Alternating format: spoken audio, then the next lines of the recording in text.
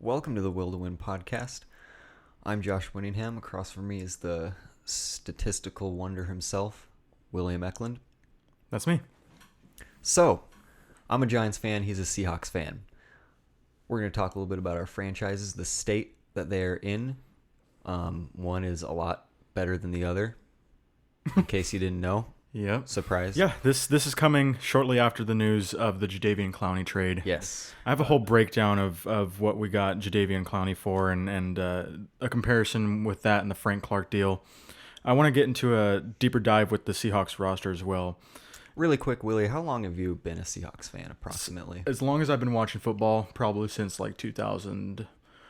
I was a 2004 Seahawks bandwagon, I guess. Very good. Yeah. Very nice. Yeah. Ever since I could pick a team, Ever since you could pick your nose. Ever since, I could pick my nose. Pacific Northwest, I guess that was the closest team to us, so I just chose the Seattle Seahawks. We're located in Oregon, a state that does not have an official football team. So most people here are Seahawks fans by default if they watch football. And then you got the random special little Giants fan. That's me. All right, go for it. Okay, so there's a lot of action now. The cut down deadline was today so that we could get our 53-man roster. Currently, we only have one quarterback, Russell Wilson. So you know that we're going to make more moves to get a backup quarterback. Who that backup quarterback is, I have no idea. I don't know who we're looking at or what. It was surprising that we released Geno Smith. I thought he had a solid preseason. He might have been too much of a cap casualty. I know we've been dumping cap to compensate for Jadeveon Clowney taking up a whole bunch of it under his franchise tag deal. Just real quick, as a Giants fan, can't say I'm surprised that they cut Geno Smith. Just as a brief aside, more on that later. At the running back position, there was a cool roster battle at the running back position. CJ Prosise showed up really well in preseason. He earned himself a roster spot. Good for him. Chris Carson and Rashad Penny are going to do some split carries, but CJ Prosise would be a solid backup go-to. I had CJ Prosise as a potential trade candidate for Jadeveon Clowney before the trade happened. Possibly CJ Prosise, maybe Jermaine Ifedi, but I'm glad that it worked out the way that it did. We lost two depth linebackers. Yeah, surprisingly not one of the biggest area of needs for the Texans. Which I know really shows that they were just taking what they could get for Clowney. Right, exactly. But then they go out and they get their offensive line help in Laramie Tunsil and their running back help with Carlos Hyde. So I mean they're priming up for a run at the AFC South. So I mean they need to. There's a void left by the Andrew Luck retirement, and we'll get more into that later in this podcast. But back to the Seahawks. Receiver was also another solid position battle. John Ursua earned a spot, and I'm really excited about him. He and Tyler Lockett and DK Metcalf are probably going to get the most snaps. John Ursua is a natural slot receiver, and he looks the most like Doug Baldwin that I've seen. I mean, it's been not very long without Doug Baldwin. It hurt. That still hurts, but he was a leader and the second best Seahawks receiver of all time behind Steve Largent. Yep. Great. So that burns, but it's nice to see John Ursua because he in the preseason he was able to make a lot out of he had great catches and made more out of those plays than what was expected of a 7th round pick. So yeah, he looks solid. Very excited about him. He led in football in touchdowns last year in college. So, yeah, we'll see. I have high hopes for John Ursua. DK Metcalf, obviously, home run threat. Tyler Lockett, perfect passer rating when Russell Wilson was targeting him last year. So we'll see how he steps into a number 1 role. I'm excited for those guys as well. Tight end, Will Dissly, Nick Vannett, Ed Dickson. Ed Dickson was one of my cut candidates, but I'm glad that he didn't get cut because he's got great talent in terms of being able to, especially in third down situations. I've noticed that he fights so hard to get to the sticks, to move the sticks, and you saw that a little bit when he was on the Panthers too. That's why he always he seemed to always have like at least a 15-20 catch season behind Greg Olsen. Yeah, Jacob Hollister, I was sad to see go because we traded, I believe, a seventh rounder. From the Yep, Patriots. from the Patriots, and he did good in preseason too. But I mean, to have four tight ends is not really productive when you have so many other depth positions to worry about. Right. So yeah, we had to get rid of Hollister. I was a little sad about that, but I understand. Will Dissly is back, and he had a great start of the season last year. So we'll see what he can do as a pass catcher and as a run blocker. Because again, we're gonna go right back into the running first scheme. Offensive line: Dwayne Brown, Mike Upati, Justin Britt, DJ Fluke, or Jermaine Ifedi are the starters. Ethan Pochik can fill in for one of those guys as a backup, as a solid backup. You got Joey Hunt, Jamarco Jones, and George Fant, who is, well, I guess actually technically a fourth tight end, because Yeah, according to the Seahawks depth chart, apparently. that's awesome. I like George Fant. He's a good asset. I can't say I'm crazy about him as a tight end prospect, or as an offensive line prospect. Probably for that matter, not. Probably not as many receptions as either of the three actual tight ends, but you know, I have high hopes for him as maybe a home run threat tight end. maybe the next 6'7" Gronk. You never know. Situational Gronk. Moving on to the defense, our defensive line is obviously bolstered up with the Jadeveon Clowney trade. We didn't trade anybody but depth linebackers. Yes, so your front seven is looking front seven a looks lot better. awesome. Very good. In terms of defense, what we need for defense is some defensive back help, and then we're back into a like a Super Bowl caliber defensive team.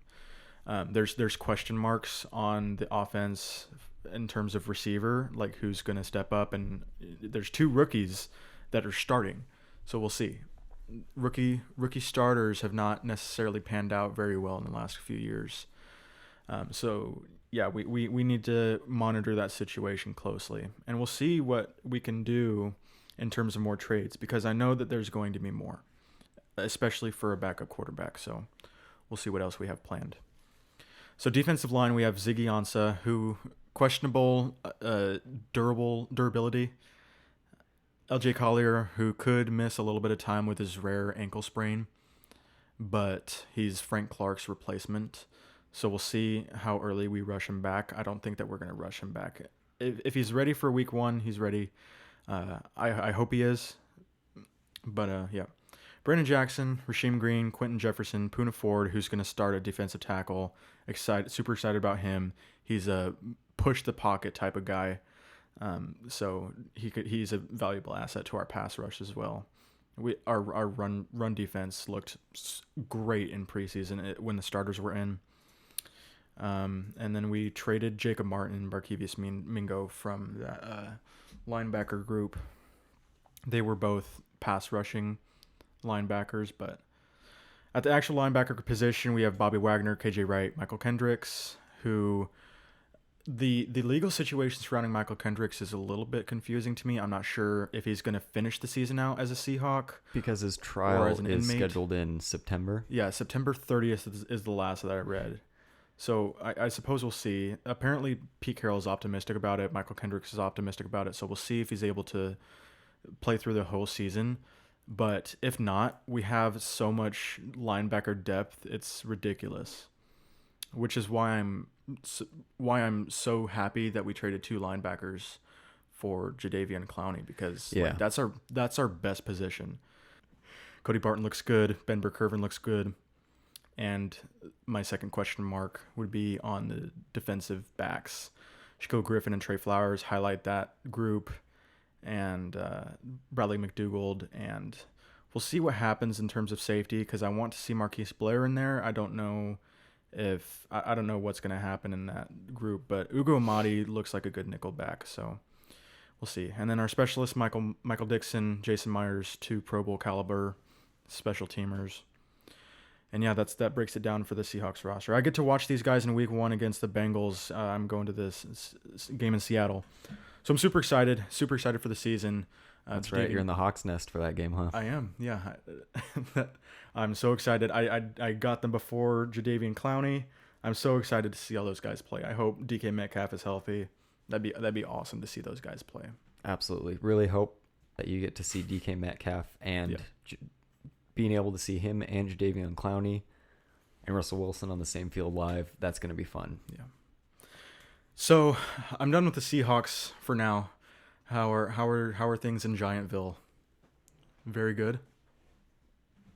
Well, as far as the New York Giants go, and I've been a Giants fan for as long as I've been watching football. The first football game I ever watched was a Giants game. And I was lucky enough to watch and live through those two miraculous Super Bowl runs with Eli Manning. So obviously, like many Giants fans, Eli Manning has a special place in my heart. But it's been tough. It's been real tough. A lot of sleepless nights over the past couple of years. I'm getting choked up. It was emotional. It's terrible. I'm down. I don't want to downplay it. It's really sucked as a Giants fan. Going back to 2016 with McAdoo's first year, I'm going to refer to him as McAdoo because I feel like that's how he should be referred to as. 11-5. I mean, it was a good year. But you come off an 11-5 2016 year to a 4-12 2017 year where just everything fell apart. Odell only played 4 games. They made the just inexcusable, indefensible decision to bench Eli Manning for apparently a future face of a franchise somewhere in not reality, Geno Smith. I liked Geno Smith for a second there. Purely, I mean, it was just purely a move by McAdoo and the then GM Jerry Reese in an attempt to kind of save their job and hope that they can get some wins out of Geno Smith. Didn't work out. They were bounced and fired at the end of the season. Thank God. They deserve that 100%, not just for the record, but maybe just for purely benching Eli Manning and breaking his starting record. That's so sad. Of consecutive starts. I still remember that press conference with Eli Manning. It was tough to watch. That Truly. actually makes me my heart drop.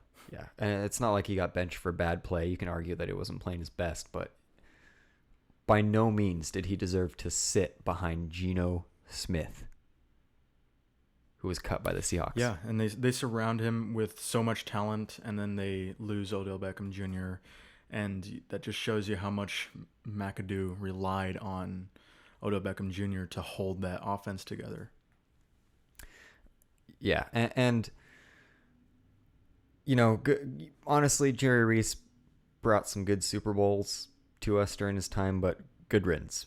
And McAdoo, good riddance. So, moving on to Shermer and Gettleman's first year.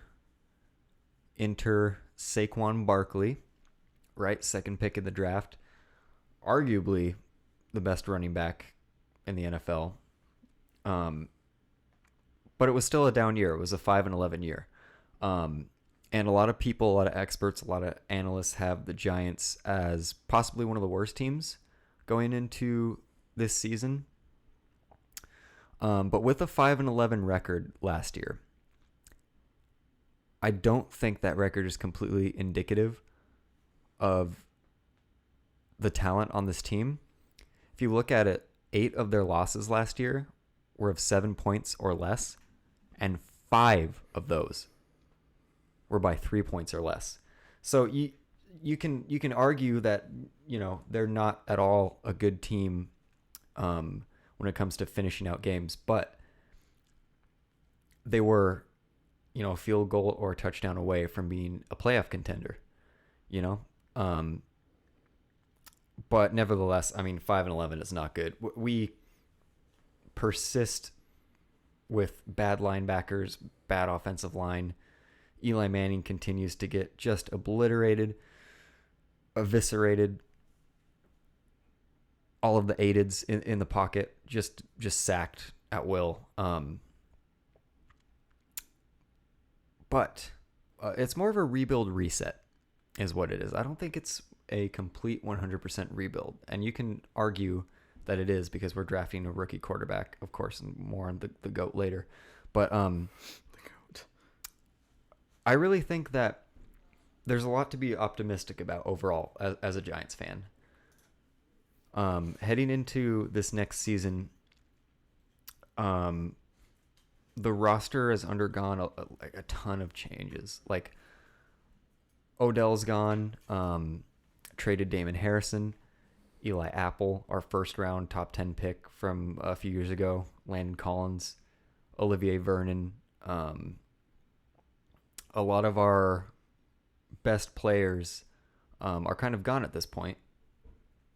But like I said, it's a rebuild reset that we're going through right now because we do still have a talented team. I don't think this is the worst team in the league by any means.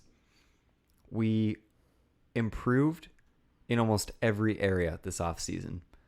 Picking up Jabril Peppers and Kevin Zeitler for Odell, I think was just simply address needs, even though a lot of people say that wasn't enough compensation. I think Kevin Zeitler is a Pro Bowl guard, and I think Jabril Peppers is a Pro Bowl safety. 2 areas of need. As far as our draft goes, picking up Daniel Jones, number 6th overall, handsome man that he is, perfect in this preseason. Eli Manning clone, handsome. He gets his good looks from Eli. You know, they're just 2 good-looking Giants quarterbacks. What can I say? We're blessed in that area. But our free agent signings have been pretty solid, if not unspectacular, this season. We have some veterans. We improved the O-line.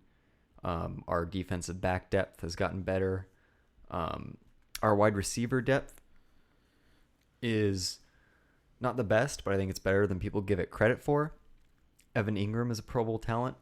Obviously, you have Saquon Barkley, who is the best pass-catching back in the league by far. I don't think that's a bold statement. I think that's easily correct, and the stats back it up.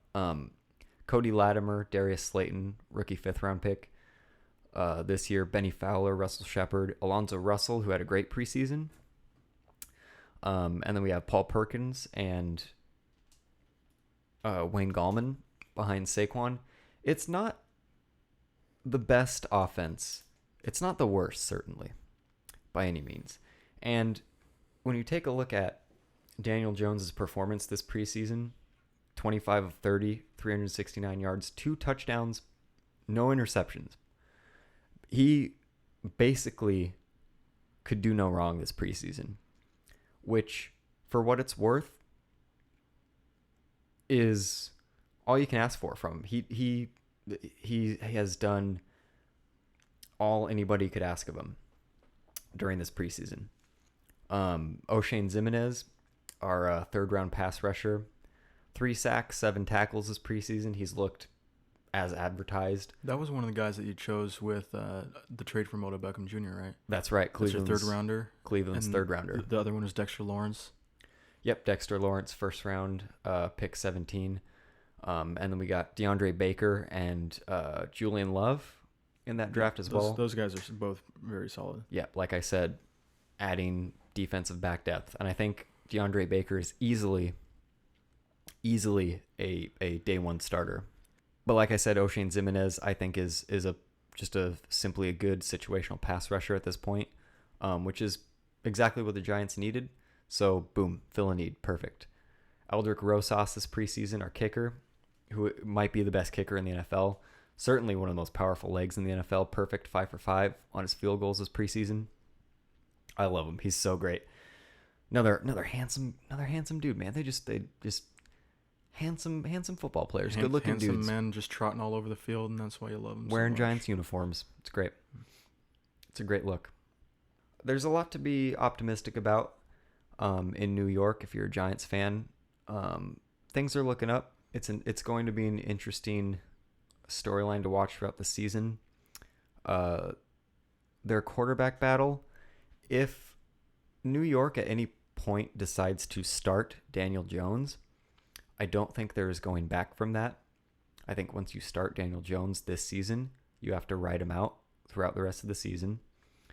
You can't put Eli Manning back in there, and that's fine. Eli Manning's 38 now, I think, going on 39. In the last year of his contract. In the last year of his contract, he's a Hall of Famer, but he's on his way out. It's Daniel Jones's time. It's the GOAT's time to shine. You got a great chance to do the Patrick Mahomes method. Let him sit behind a veteran, and take the reins next year. Maybe midway through this season. I guess we'll see how well Manning does. I think that he'll do better with a better offensive line, which he has, and the wide receiver depth stepping up. I think that he'll do all right. So that would create the perfect situation for the Giants, in my opinion. Yeah, Daniel Jones has looked great on the football field, playing football, and just in general. He's the GOAT, no doubt about it. But I think that he has a real chance to overtake Eli this season as the starter, especially if things go south. I think there's no reason that he should not start. I think he's ready. I think he'd be ready to start. I think he's more ready than Kyler Murray or Dwayne Haskins. He looks the most absolutely solid, like ready to throw into the fire. Yeah, I mean, the Giants have a quick rhythm, quarterback-friendly, completion percentage-friendly offensive system going on, and they have good personnel for that system. I think it's a very rookie-friendly system with that. And you got the best running back in the league supporting you, behind you. Exactly. I think it would be a very rookie quarterback-friendly offensive system. But we'll see if he starts the season or not. I'll be happy either way. Another year with Eli is... another blessing as Giants fans, as long as Eli is breathing. I am down to watch him play football for the New York Giants. And I think every Giants fan can say the same. I can't wait for more Manning faces, and hopefully we can get some Jones faces going on. It's going to be great. I can't wait for that either. A lot to be happy about. Yeah. For the Giants fans this season.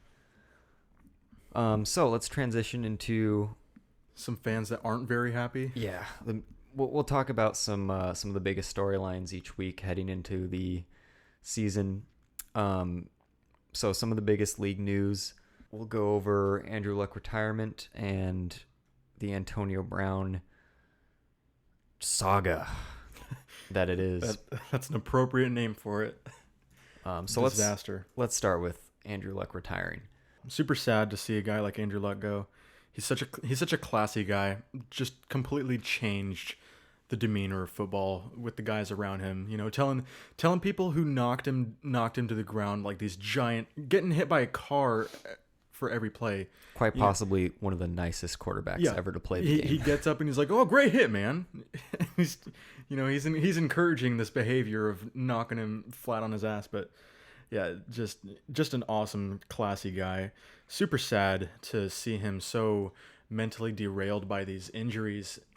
It's a shame that he had to play in a division with J.J. Watt and Jadeveon Clowney terrorizing him. But yeah, I completely understand I can't relate to it, but I completely understand the physical and emotional toll that all these injuries can have on you. You look at his laundry list of injuries, and it's just terrible. I can 100% see how that would take the fun out of football for somebody. No doubt, because, I mean, once you spend more time rehabbing injuries than you do actually playing football, I mean, I can see absolutely how that would take the joy out of the game for somebody. And with the Colts primed to make a playoff run, I feel for the Indianapolis Colts fans, except for the particular sector of them that booed Andrew Luck off the field in what may be his last memory on the field is being booed off. That's just so sad to me. That's very unfortunate. And I really do feel for Colts fans. I really do, man. Not for the ones who booed him, but I absolutely sympathize with Colts fans and the Colts organization, because it's whenever you lose a star player, like a difference maker, a potential Hall of Famer, especially at the quarterback position, man, it is not a good feeling. Yeah. It's like the Seahawks losing Russell Wilson. It's like the Giants losing Saquon Barkley. I mean, imagine how you would feel if week 1 you see Russell Wilson tear his ACL and he's out for the year. Yep. Just Luck was among the leaders and MVP candidates too. absolutely just a heart-sinking feeling. So you move on to Jacoby Brissett, and you wonder if he's their guy. He's 20. How old is he? I believe he's 27. 27. 26, somewhere around there. He's in the last year of his rookie contract. He got traded from the Patriots. He's a former Patriot. That's a good sign right off the bat. And he did okay backing up Andrew Luck when he was off the field in last year.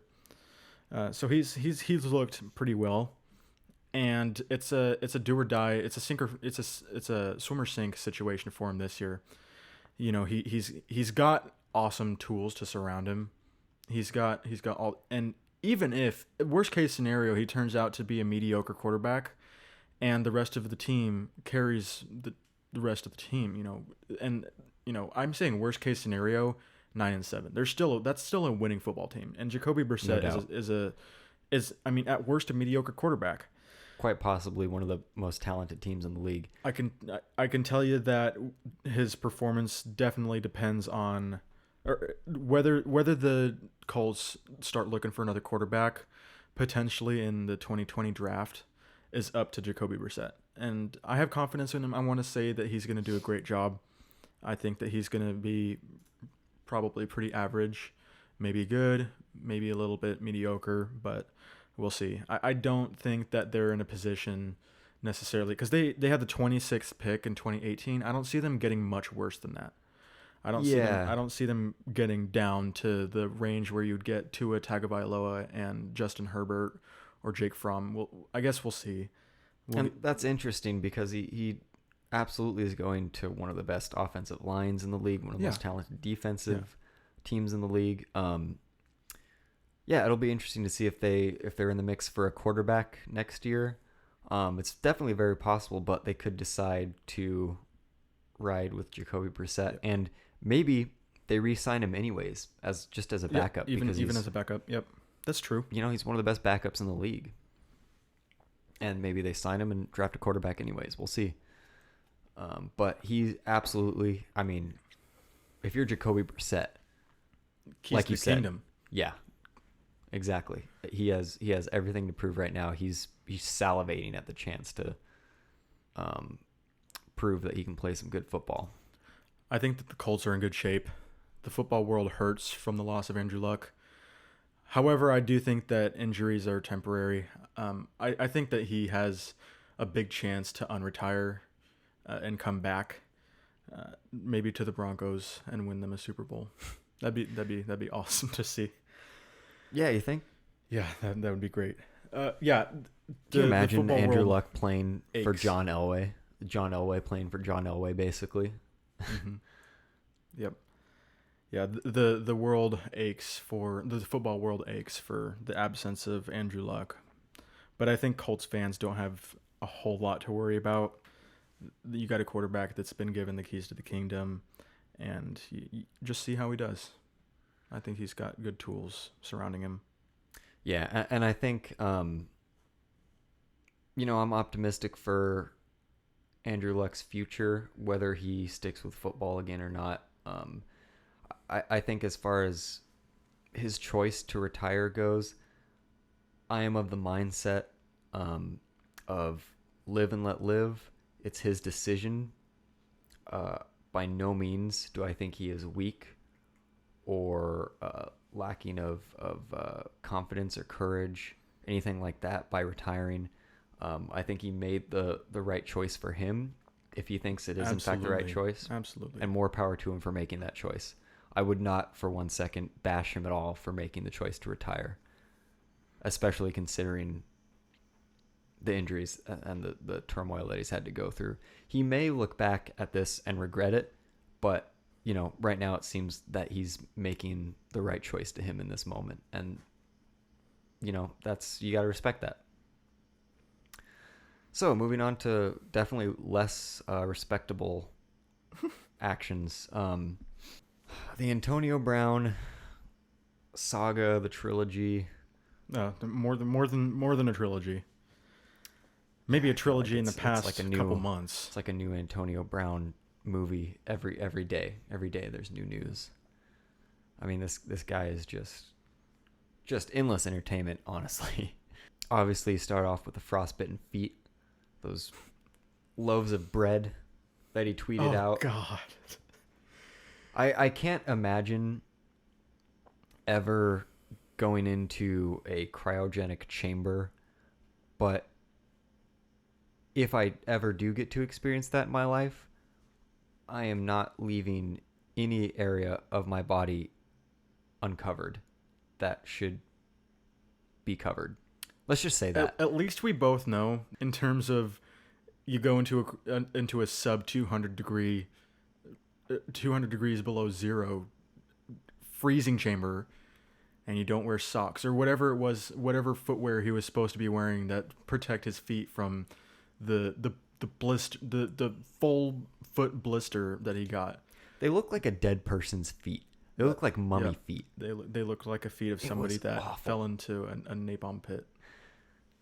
Ugh, it was really gross, disgusting, man, and kind of stupid.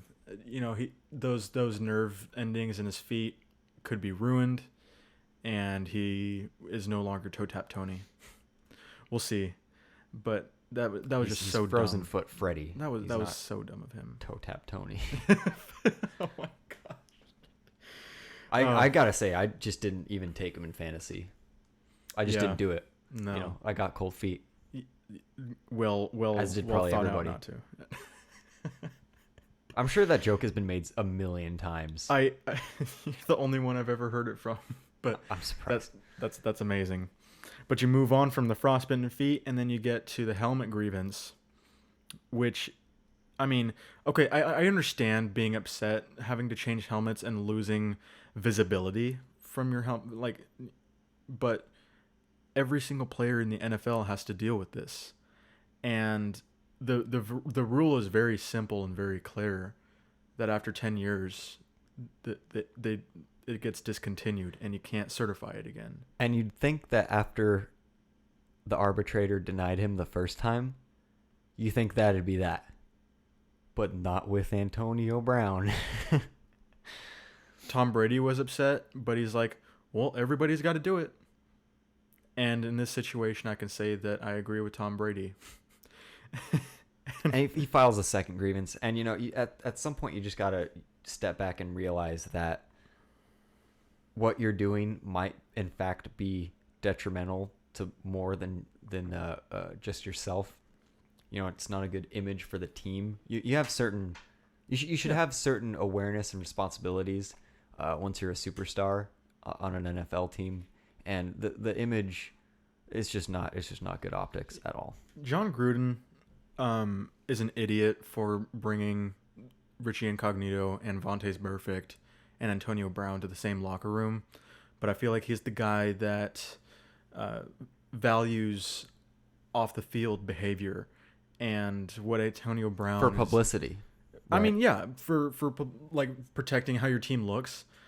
Why you would draft, or why you would pick these guys up is beyond me. If that's your thing, but you know, and Antonio Brown is sitting out of practice while this helmet he was sitting out of practice and not being a part of the team while this helmet grievance. Well, he has went to. down. He can't run on 2 fat loaves of rye bread. Like, That's accurate too. I mean, I guess it kind of snowballs, but yeah, he's out there with his new helmet now. So I guess we'll see how much worse he is because of it. If he credits his success to his helmet, then that's kind of sad. And also he like attacks Ben Roethlisberger on Twitter. yeah, I feel like someone needs to take Twitter away from him. It's like when a kid picks up like a wooden stick or something and they're having the time of their life running around with it and throwing it in the air and hitting people with it. And they're having a lot of fun. But at some point, a parent needs to come in and say, listen, when you hit people with sticks, it hurts and it's not nice. Yeah, Okay, Antonio Brown, stop hitting people with sticks. on the internet. God damn it. So Ben Roethlisberger says that, you know, the whole thing with Antonio Brown, when he was on the Steelers, it ruined a friendship. And then Antonio Brown turns around and he's like, we were never friends. Shut up with all that. I just used you to get my ends. So again, you're crediting your success to a Hall of Fame caliber quarterback and not on yourself. It's So almost like Antonio Brown is incapable of making himself look good in any situation. yeah, I wonder what actually happened to him. Like, because I don't always remember him being this big chested. Yeah, definitely in hindsight, Antonio Brown should have a lot to be thankful for as a Steeler.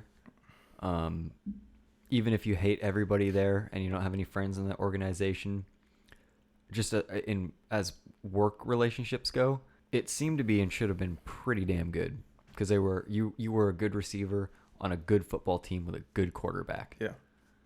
And Derek Carr, I like the guy, but he's a serious downgrade. Yeah, from Ben Roethlisberger, I think everybody could agree on that. So I suppose we'll see what happens. So while we have a little bit of time left,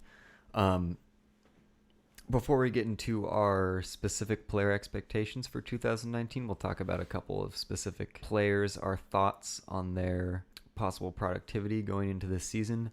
I do want to talk about the latest Antonio Brown episode, and it's a good one. I don't know, this isn't getting as much publicity as I would think, considering the circumstances. I mean, with anybody else it would. That's true. That's really true. But I mean, then again, it's like with Antonio Brown, it's like a new thing every day. So I'm not surprised that stuff falls through the cracks. If you haven't heard about this, then you're in for a treat. So Antonio Brown, the man, the myth, the legend himself, is reportedly in a feud with his chef. Oh, yeah. And the article, I'll link it, was published on August 22nd. So at the time of this recording, it was about a week ago. So he hires Antonio Brown, hires personal chef, famous chef really, to cook for him and other football players during the Pro Bowl. So he's called the sports chef, and his name is Stefano Tedeschi. I hope I'm pronouncing that right. Italians like Stefano. Yeah, Stefano. Steph. So he asks good old Steph to cook for him and a bunch of his football buddies, right? The chef is now suing Brown for reportedly kicking him out of his house and for the $38,000 food bill that Antonio Brown apparently did not pay, allegedly. And trust me, it gets more interesting. $30,000 of food. That's a lot. That is so much. Not for Antonio Brown, but for normal people, that's a good chunk of change. I would buy a lot more than just food with that money. And this all took place in his Miami area mansion. So now we got the situation, we got the setting. According to Tedeschi, Antonio Brown kicked him out without giving an explanation. He wouldn't allow the chef to take any of his food or equipment with him, and Antonio Brown's goons allegedly told him not to make eye contact with Antonio Brown. So Antonio Brown apparently, if he doesn't like you, you're not allowed to look him in the eyes anymore, and he'll kick you out of his house. That's horrifying. In an interview with TMZ, the chef said that the reason that he believes Brown kicked him out, because it was unspecified, apparently, while he was kicking him out, was that, and again, this stuff, it shouldn't be out of the ordinary for Antonio Brown at this point. You know, he freezes his feet, he kicks chefs out of his house, he acts like a mob boss. Normal Antonio Brown. And tells people not to look him in the eyes. That's fine. But Tedeschi says that he purchased a giant salmon to fillet and served to Brown and the rest of the football players in his mansion at the time. So understandably, you have to prepare the fish, you have to chop it up to be able to cook it. So he believes that Brown saw the fish head stashed in the freezer And when Antonio Brown saw this, he took it as a threat to him and his enterprise and his business. Took it personally, saw that fish head, and just had enough. You want to talk mob bosses? That's what mob bosses do. You piss them off and they chop up fish heads and put them in your bed. And he didn't. Tedeschi allegedly said that Brown did offer to pay him in social media advertising, which we all know is the golden currency when you have $40,000 of damages. Dude, I would not be paid to be advertised on Antonio Brown. That would discredit me. That's horrifying. Thought it was a threat. That's hilarious though. Either way, Fish head. Antonio Brown kicked the guy out of his house, and for I mean, what reason? It's unknown, but didn't pay him, didn't let him take his cooking equipment with him. So essentially breaking the law. So I think the chef has a pretty solid legal case because he's out a lot of money for the food. We'll have more Antonio Brown to tell you as the season progresses. Oh, it's gonna be fun. I can't wait. What a guy. I can't wait. This week it's a fish head. Next week it'll be, who knows? Pure entertainment fodder. It is fun to watch this stuff. If anything, he is entertaining.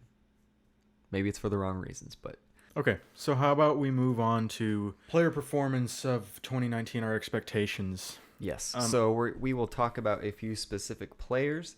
We'll start out with David Johnson, running back for the Arizona Cardinals. So yeah, I think that there's a definite benefit of having Cliff Kingsbury, a very offensive-minded coach, coming to your team.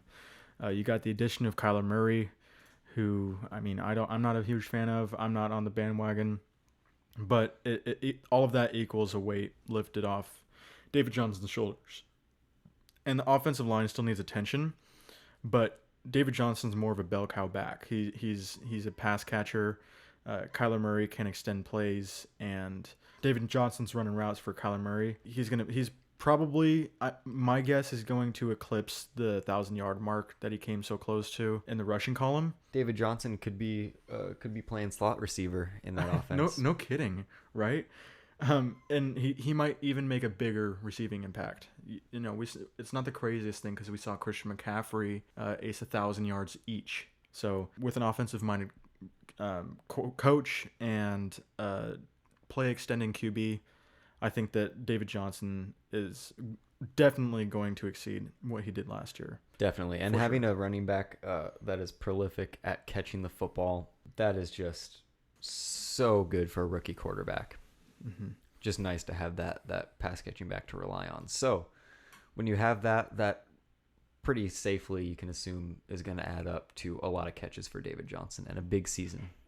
Also, I have Derrick Henry exceeding his 2018 performance. The stats on this are pretty extraordinary. So he was struggling for a lot of the 2018 year. He was on the verge of not making the team this year, but he was able to turn around in the last few games of the season. He ended the season with 1,059 yards and 12 touchdowns. The crazy thing is, in the last 4 weeks of the season, 585, over half of his 1,000 yards, and 7 of those touchdowns, 7 of those touchdowns, 7 of the 12 touchdowns came in the last 4 weeks of the season. And something happened before that 4-game stretch. He was reaching out for help. He went to Eddie George, who was also a former Titans running back. And Eddie George noticed in his film that when people hit Derrick Henry, his legs went limp, and that he wasn't reaching his full potential as a runner. He needs to establish, his presence, and he needs to not go limp when the defenders hit him. Running through contact. And then he goes and records a 99-yard rush against the Jaguars, and in that game, he got like 250 yards, and that was the start of his 4-week stretch. So if you apply that 4-week stretch to the entire season, that is 2,340 yards, ahead of Eric Dickerson's single season record of 2,100 yards. So he breaks that single season records by 2,000 yards. It would also tie LaDainian Tomlinson's 28 touchdown record in the single season. So he's in the number one spot in the record books if he has that conversation with Eddie George before week 1. Before week 14, he was averaging 39.5 rushing yards a game and a 12-week total of 5 touchdowns. And then he talks to Eddie George, and Eddie George says the exact thing that Derrick Henry needed to hear. And I have a strong prediction that he's going to carry that into the 2019 season. And you have him on your fantasy team, at least one of them. I have him on a couple. I have faith in him. I don't. I really don't. I like him as a prospect, but the thing about Derrick Henry is he has shown virtually no ability to catch the ball out of the backfield consistently or efficiently.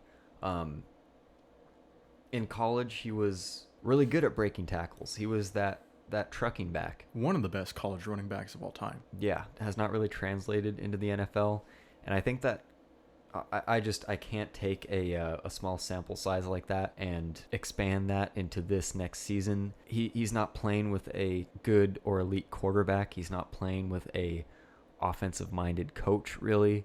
His line, which is interesting, his offensive line has not been bad. It's been pretty good, but I think that those last few games of last season, I think it was a fluke.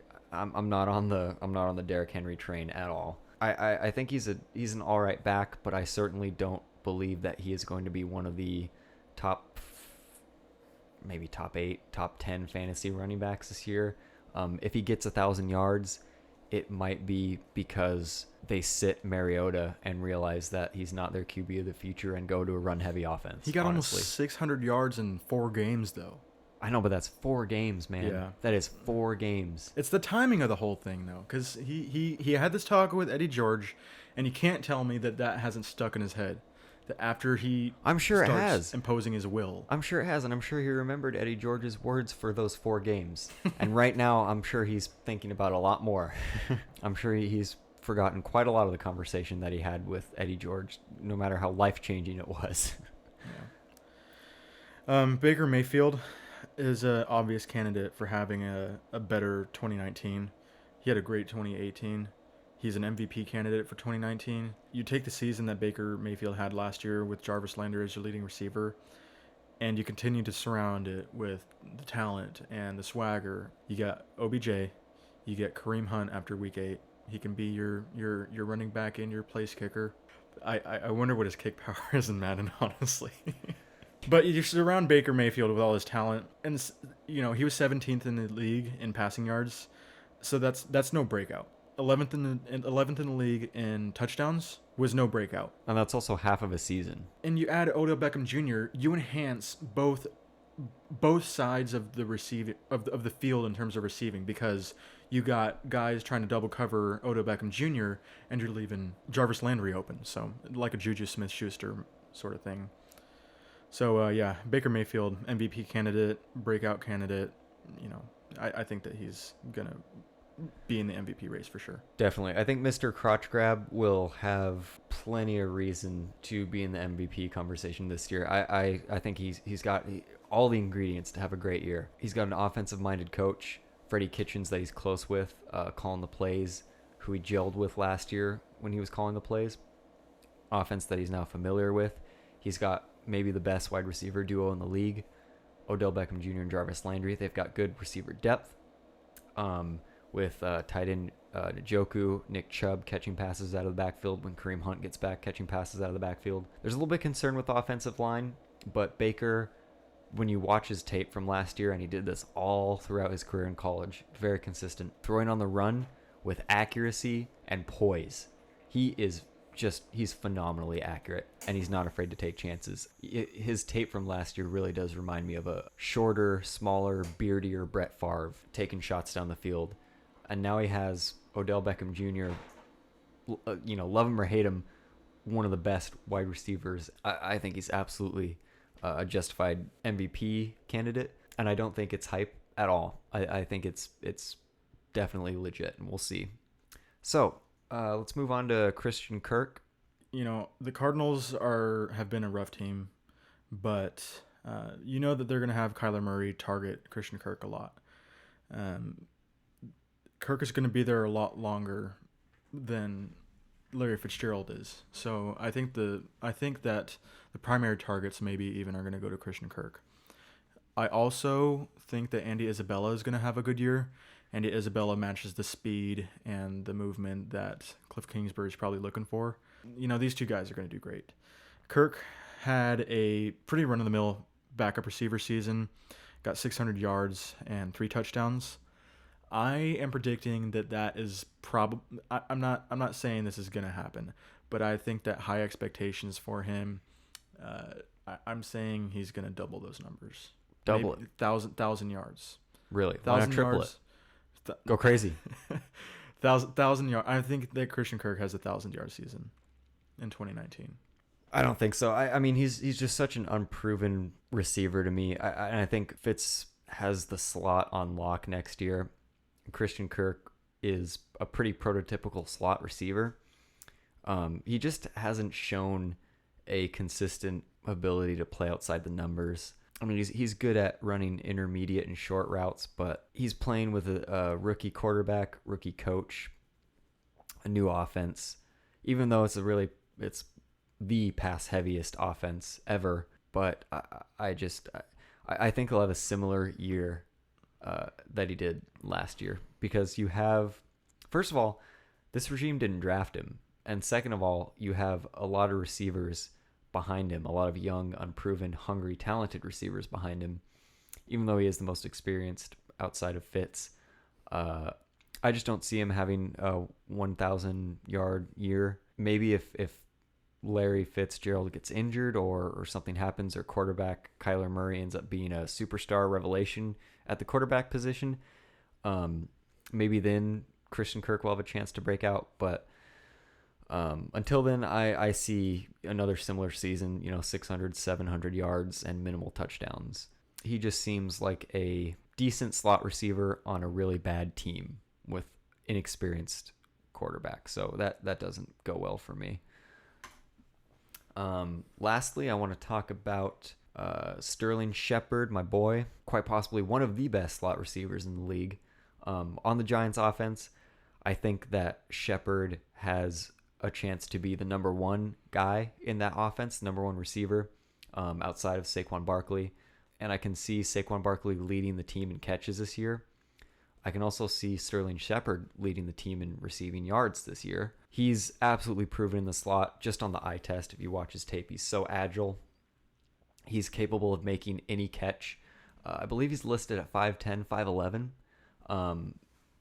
So he lacks size for playing that X receiver position outside the numbers, but he has had success playing outside the numbers when he played with Odell and Eli as a number 2 receiver. He's shown great jump ball ability, spectacular catch ability. He has a really, really good catch radius for a smaller guy. And in a quick rhythm, quick pace passing offense, I think he has a real chance to have amazing success this year. He really just doesn't have a lot of competition. Assuming he can stay healthy, he has a little bit of injury concern.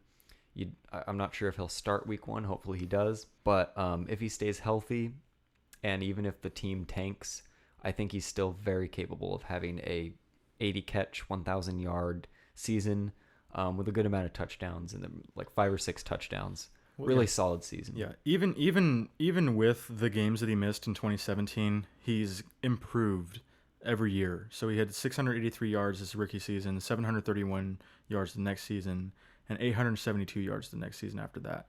He's improving and steadily. And there is no way that he doesn't get 1,000 yards receiving. Odell Beckham Jr. is gone. He is stepping up as the number. He has to step up as the number 1 receiver. Yeah, and I agree with you. I think that he's definitely going to get probably 80 catches. I'm at least 1,000 yards. I'm on board with that one. The Giants lack proven weapons. They really don't have a choice. They have to go to this guy. Yeah. They don't have. They just have to. They would be stupid not to. They're going to call. Sterling Shepard is going to get his number called a lot of times per game. He's probably going to be targeted like or should be targeted at least 10 times per game. And this is a contract year for him too, so he's earning a long-term contract right now. Yeah, hopefully. And his work ethic and his leadership skills, like his personality, like he's been consistent in that as well. He's just always like his motor is just always going. He's a great character guy, great leader on the team. And now that he's dealt with experienced few losing seasons now, he's got good experience under his belt. I think he can cope well with being on a bad team. You know, obviously not a lot of receivers can. They struggle to produce on bad teams, but I think he's absolutely he's a good soldier, and I think he'll have a great season for fantasy wise and just in general. Cool. Is that it for the players that we have exceeding their 2018 performance? Yep, I think so. Any other guys you want to mention off the top of your head, or? That's all that I have. You know, there's obvious guys. Odell Beckham Jr., who was out for an injury. There's Le'Veon Bell, who had 0 yards rushing and 0 yards receiving in 2018. But yeah, these are my like sort of dark horse candidates. David Johnson, Derrick Henry, Christian Kirk. Those are guys that not everybody would necessarily consider as a breakout candidate, but man, I have faith in these guys. I think that these guys are gonna blow up this year. Yeah, I just can't wait to watch him play. It's gonna be super exciting. So that'll wrap things up for our first podcast. So I just want to thank anyone who's listening. Truly, we're having tons of fun doing this, and hopefully, our audience has tons of fun listening to us ramble. Yeah, we'll continue to do it all season. We love this, and we love football. We can talk football all the time. Yeah, this is a very fun thing for us to do. Yes, unfortunately, we can't make 8-hour podcasts where we just sit down all day and talk football as much as we might want to. So, our upload schedule is going to look something like Tuesday, Friday, or Tuesday, Saturday, I believe. Wednesday, Saturday. 2 podcasts a week that we will be uploading not only to YouTube but to iTunes soon enough. We'll have the main podcast on YouTube on our channel, and we also have some breakdown videos, some extra exclusive videos, YouTube only, that we probably won't end up posting on iTunes, other than the podcast. So stay tuned for that. And again, thanks for listening.